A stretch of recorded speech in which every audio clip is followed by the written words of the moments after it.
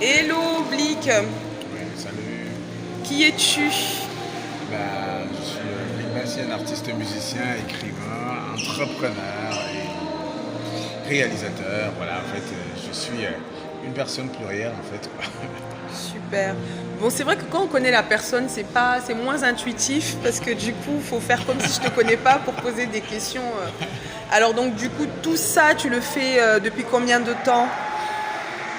Ça fait à peu près 20 ans maintenant que je suis sur la route, hein, c'est-à-dire Et t'as quel âge? ça fait 20 ans, il faut faire le calcul. Il faudra faire le calcul après.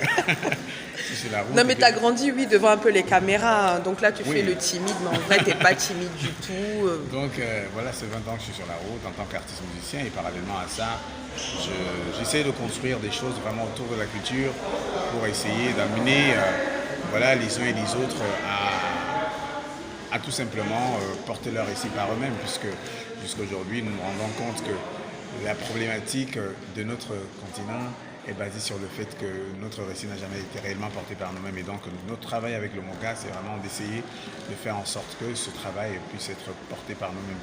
Quand je parle du MOCA, je parle aussi à côté de pas mal de projets sur lesquels je travaille, que ce soit des différents courts-métrages sur lesquels je travaille ou bien des spectacles de danse sur lesquels je travaille, mais également sur mon projet d'artiste musicien.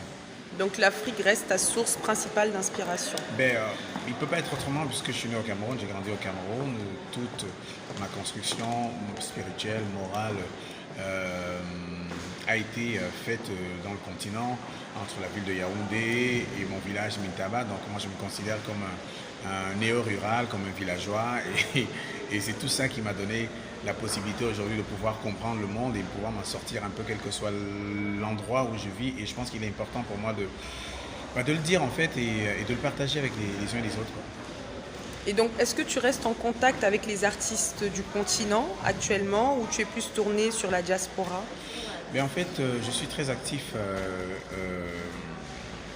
à travers des ateliers que je donne sur le continent aux artistes, des ateliers de formation. Là, je viens de créer une boîte d'édition au Cameroun. J'avais déjà un label au Cameroun et je suis en train de créer une espèce de synergie où je mets tous les acteurs de musiciens camerounais ensemble pour essayer de créer une dynamique qui leur permet de changer des choses. Mais je donne des ateliers, j'ai donné des ateliers dans à peu près 35 pays africains Wow. où j'ai rencontré énormément d'acteurs, que ce soit des artistes musiciens ou tout simplement des acteurs qui travaillent à la professionnalisation du métier. Donc ouais, non, mon action en fait, quel qu'il soit, quel que soit le lieu où je suis, c'est tout simplement pour impacter de manière beaucoup plus forte sur le continent. Et est-ce que tu as le soutien du coup alors d'officiels, donc publics, hein, parce que bon, c'est vrai que nous, l'art, en général, c'est des mécènes habituels, mais je veux dire, qui est derrière toi pour porter ça? Parce que ça m'a l'air très lourd, tu parles Oui, de 35 pays, donc ouais. En fait, c'est énorme. oui, mais mes soutiens sont en général portés par ici, que ce soit la SACEM ou tout simplement les différents instituts français, parce que je pense qu'il faut laisser le temps un peu aussi à nos pays de comprendre que l'art est une industrie économique et qui peut ramener énormément de moyens et du coup contribuer à la construction des imaginaires de nos différentes générations.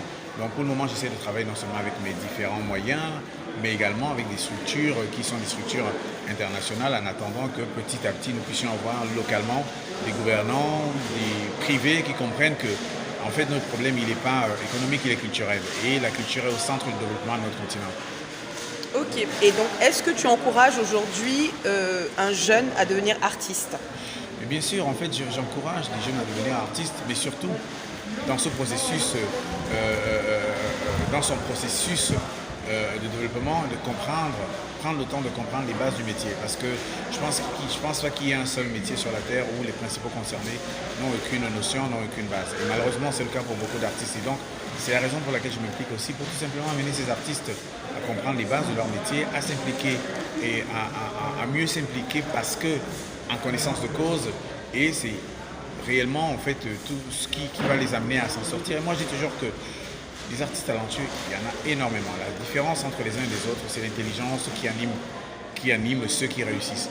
Et cette intelligence, quelque part, qui nous oblige à aller comprendre les bases, à comprendre le fonctionnement et comprendre l'écosystème pour savoir comment partir d'un point A à un point B. Super. Et tes ateliers, alors on fait comment pour y participer? On doit te suivre sur Internet pour avoir les dates. Oui. Il y a une plateforme dédiée à ça.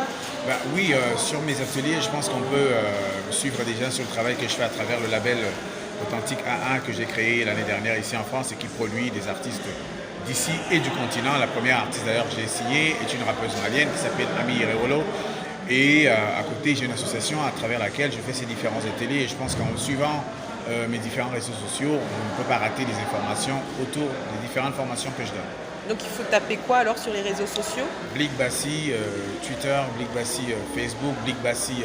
Et Blick, ça s'écrit comment? B-L-I-C-K, Bassi c'est B-A-2-S-Y. C'est ton vrai prénom? C'est mon vrai prénom et c'est mon vrai nom également. Waouh! Bon, donc c'était déjà un signe, parce que c'est un prénom qui est quand même assez rare et authentique, je dirais. Ouais. Ben, merci Blick pour cette interview. Merci à toi.